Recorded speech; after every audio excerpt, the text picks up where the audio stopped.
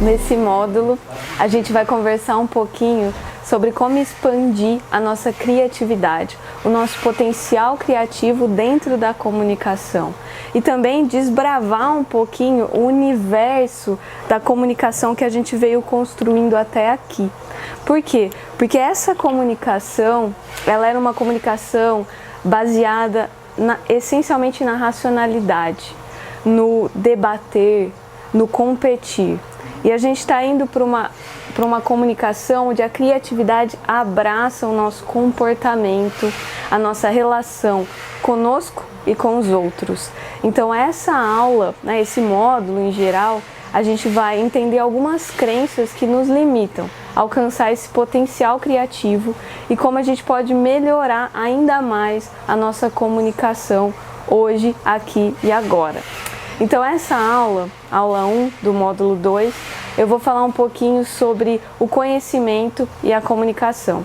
A relação entre esses dois universos que na verdade mais se complementam do que se distanciam, né? Porque quando eu penso em conhecimento e comunicação, é como aquela história do ovo e a galinha, sabe? A gente não sabe quem veio primeiro, porque um traduz o outro. A gente não conseguiu compreender o mundo. Aqui conhecimento vocês entendam como o conhecimento compartilhado da humanidade. Tudo que a gente sabe sobre o mundo, sobre as relações sociais, sobre a realidade em nossa volta e como a gente traduz isso, seja no ambiente da escola, explicando as disciplinas, seja uma conversa com o outro, debatendo uma opinião, conversando sobre os nossos sentimentos. Tudo isso é uma forma de conhecer o mundo.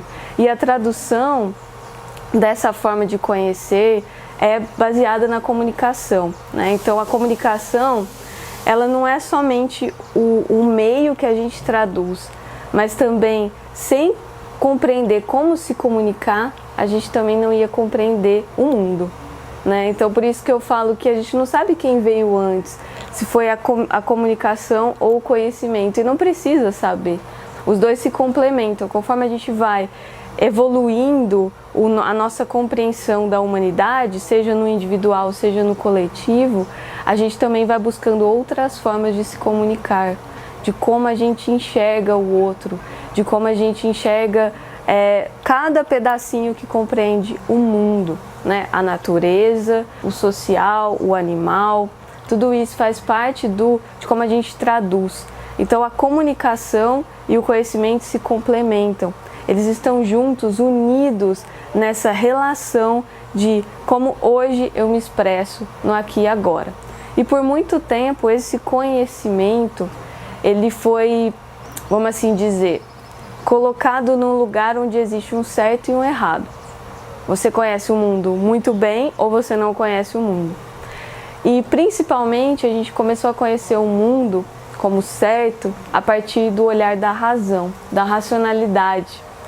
Então, como a gente enxerga o mundo bem, é quando você avalia mentalmente. Isso é certo, isso é errado, né? Eu consigo fazer uma escolha bem racional, eu não consigo, né? Então, muito do nosso conhecimento valorizado, e eu falo isso não só no ambiente, a gente pode pensar no ambiente científico, onde a razão prevalece, mas numa conversa com um amigo, a gente sempre busca uma lógica por trás daquela conversa para fazer sentido na nossa vida.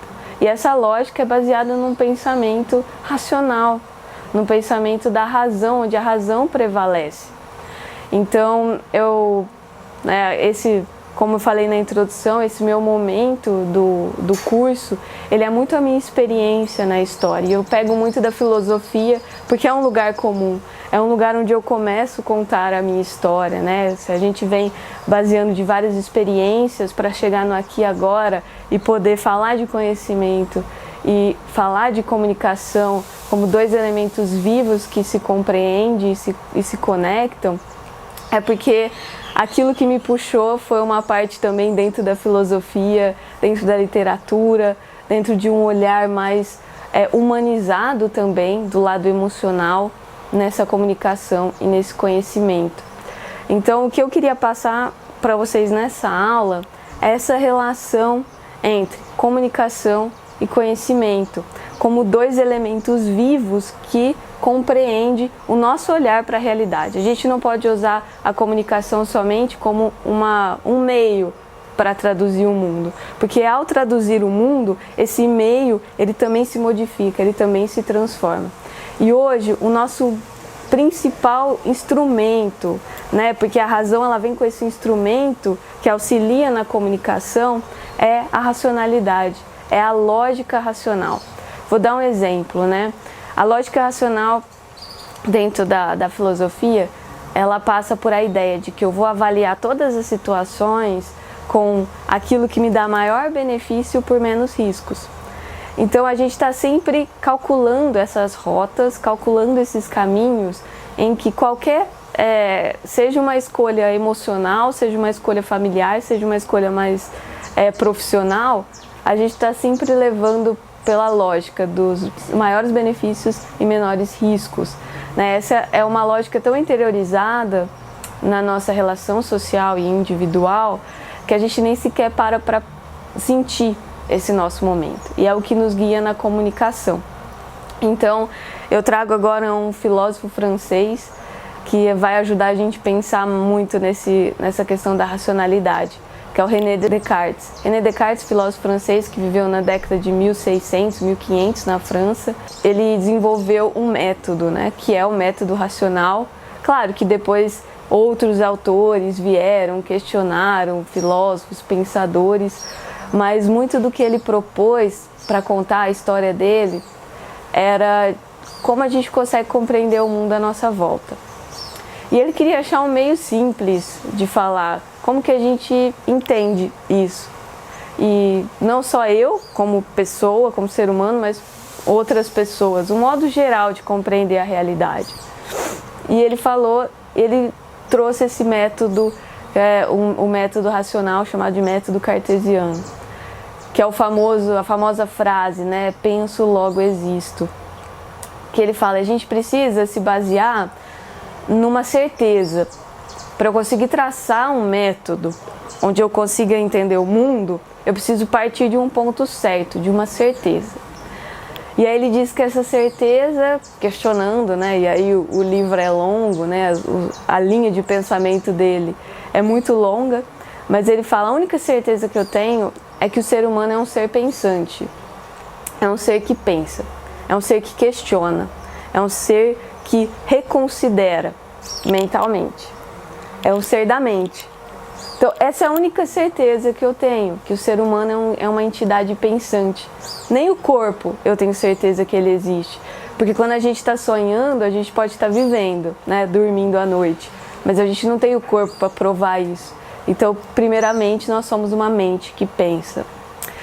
E aí, ele fundou esse conceito do dualismo cartesiano, tão usado em vários lugares. Estou trazendo isso como um pensamento para a gente compartilhar, para a gente aumentar o repertório nosso na hora de traçar essa comunicação, né? De que lugar a gente ocupa. E aí ele trouxe esse dualismo, que é a diferença entre a mente e o resto. E o resto do nosso corpo, o resto do ser humano. Então a única certeza que eu tenho é que eu penso, é que eu questiono, é que eu duvido, né? É que eu mentalizo. Então a mente como essa substância abstrata, que porque a gente não vê, ela não é o cérebro, ela é essa substância abstrata que corresponde ao ser humano e como a única certeza. E o resto, as incertezas que vão traduzindo esse potencial do pensar. E o que eu proponho para vocês é pensar o quanto que a gente não olhou a comunicação com base nesse conhecimento. O quanto a gente não pensou que para se comunicar bem, eu preciso pensar. Pensar para falar. Quantas vezes aquele amigo falou, calma, você precisa pensar no que você vai falar. Porque é só você pensando que você faz direito, que você faz bem. Então, olha quando a produção desse conhecimento racional lá de 1600 na França chega até nós hoje e orienta muito da nossa comunicação, em que onde existe um certo e um errado. Eu me comunico bem ou não me comunico bem. E o comunicar-se bem muitas vezes vem com esse pensa antes de falar. Eu não estou falando que não tem que ser assim, né? Não estou aqui quebrando tudo e falando vamos começar de novo, mas eu estou colocando em questão isso. É como a nossa comunicação, assim como o nosso conhecimento do mundo, foi baseado num lugar, numa valorização de um só ponto do nosso ser completo, que é a nossa mente, né? E não no nosso corpo, e não nas nossas emoções, não dos nossos sentimentos, e não da nossa intuição, que é o que a gente vai trazer também aqui, né? O que eu vou presentear vocês, porque eu acho que todo conhecimento é um presente, que é melhor quando é compartilhado, mas essa questão de que como muito da nossa vida foi baseado nessa valorização do pensar e desvalorização do resto, né? Inclusive a nossa forma de se comunicar, porque a razão, essa racionalidade, ela trouxe uma sobrecarga mental, ela trouxe um direito de pensar muito forte perante o desdireito de sentir, né? Enquanto o sentir, o intuir, o outro lugar das emoções, do sentimento, ficou num lugar sombrio, num lugar que não é validado, que não pode ser onde vem o conhecimento, porque é muito supersticioso, é um lugar onde não cabe o pensar, é um lugar onde não cabe a produção de conhecimento. Mas é justamente na comunicação da nova era que a gente revisita esse lugar. E muitos autores hoje, muitas pessoas maravilhosas que eu tive a honra de ler, de conversar, de sentir a presença, contribuem cada vez mais para um olhar, e eu aqui me coloco como uma contribuição, com um olhar muito mais aprofundado dessa comunicação do sentir, do intuir, do realizar por estar presente, por estar no quando da comunicação. Então, todo esse processo, ele tira máscaras. Quando a gente olha a comunicação fora do racional, fora dessa valorização da razão, a gente tira máscaras. Quais máscaras? O medo, a vergonha, a insegurança, né? Pessoas que sofrem com aquele pânico de falar em público, aquele medo tão grande que mal consegue andar. Por quê? Porque parte do pressuposto de que eu tenho que falar direito. Existe um modo direito para ser falado, para ser expressado. Isso dentro da comunicação escrita, verbal, visual, no silêncio comunicativo, que é um dos silêncios, todos os silêncios são silêncio comunicativo, porque a gente fala com a nossa presença, né? A gente fala com o nosso tom de voz em menores vibrações, que é o silêncio, mas ele está ali, presente, como é um local de comunicação. Então, eu acredito que essas máscaras, elas caem, mas a gente veste muito elas, principalmente no ambiente profissional, né? Quando a gente vai falar algo sério, quando a gente não se sente à vontade, não se sente pertencente àquele lugar de fala, aquele lugar que conecta com uma relação de o agente que fala e o agente que escuta. Porque você está escutando o que eu estou falando e eu também estou aqui me escutando. E toda hora que eu falo e projeto, aquilo retoma para mim como um eco comunicativo, um eco onde eu me reponho no meu lugar. E eu não preciso saber exatamente, calcular todas as rotas do que a minha palavra virá depois de mim, né? Porque ela está sendo simultaneamente construída nesse local. E falar com leveza é falar com essa liberdade de sentir, né? Sem esse medo, sem essa insegurança de chegar e falar, gente, eu não sei falar certo. Quantas pessoas na minha vida já falaram isso pra mim? Nossa, mas eu queria ter o dom comunicativo igual você. Falo, dom não, né? Porque a comunicação é o meu maior potencial, mas o meu maior desafio também. Porque onde eu me encontro que eu escuto o outro, né? Muitas pessoas falam que eu falo demais e eu reconheço esse meu lugar, né? Mas quantas vezes eu me pus para escutar o outro? Acredito que essa questão da escuta foi uma máscara que caiu, né, de mim, porque eu falo, não, eu sei falar, né, mas eu não sei escutar. O que é escutar? né? Escutar também tem a ver com essa questão de onde que é escutar direito, quando é escutar direito.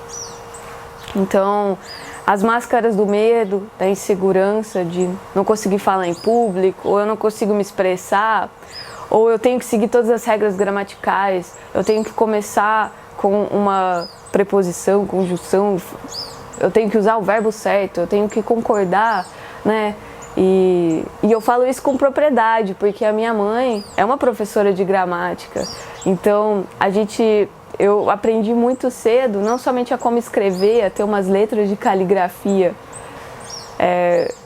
Hoje falo agora com a minha mãe, né, que um dos traumas dela, acredito que foi fazer a primeira filha escrever bonito, porque a letra da minha mãe é maravilhosa. E quando eu comecei a escrever, né, dentro da escola, peguei lá a caneta para escrever, eu mais desenhava que escrevia. Então eu tinha sempre que traduzir na fala aquilo que estava escrito, porque minha mãe não entendia. Eu falava, não, vamos começar com a caligrafia. E aqueles caderninhos do A, do B, eternos, né, Bem, foram muitas práticas para eu continuar com uma letra que bom que o computador existe hoje, né? Esse é o meu momento. E eu falo porque minha mãe trouxe para mim essa ideia de que eu poderia, essa potencialidade, de que minha letra, muito mais de conversar com os outros em palavras, ela também podia ser esteticamente agradável. E eu agradeço muito a minha mãe, mas eu também desenvolvi uma nova forma de enxergar essas letras, que era uma expressão minha, né? Seja elas sendo mais tortas, sendo eu misturando as caligrafias, ela era uma comunicação minha.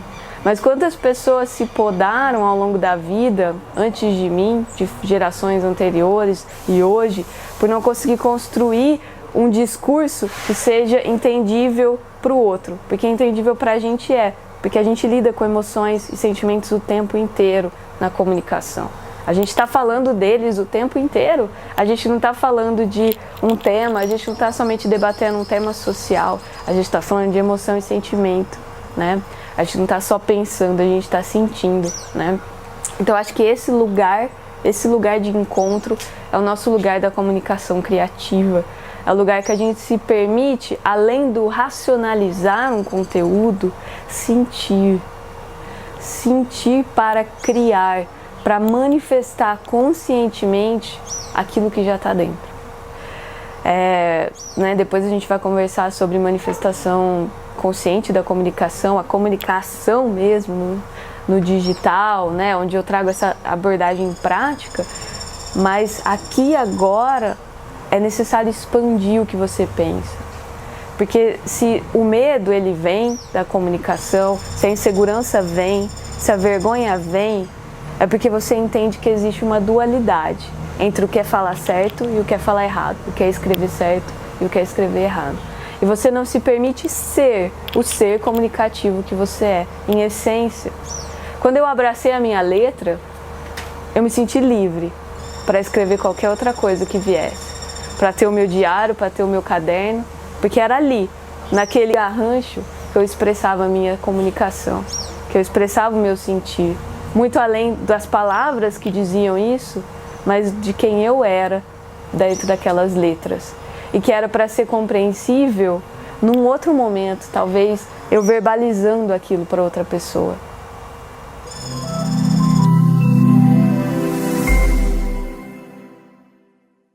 Nesse módulo, a atividade proposta é escutar uma música, assim como estar presente com mais intencionalidade, estar na presença da música, do instrumento, da sinfonia em si. Sentir essa sincronicidade dentro do seu corpo. A música, ela traz essa facilidade, mais até que outras manifestações artísticas. Eu tenho afinidade com a poesia, mas acredito que todo mundo aqui escuta música, né? Então essa música ela tem essa aproximação, essa facilidade de desenvolver o potencial criativo e de estar presente na nossa vida, de nos colocar em estado de presença. Porque estamos o tempo inteiro hoje nesse movimento nosso fazendo alguma coisa junto com a música. Poucas vezes a gente escuta somente uma música e absorve aquilo, se entrega para aquele lugar, para aquele momento. Então a atividade desse módulo, dessa aula, é se entregar para esse momento, escutar de fato a música.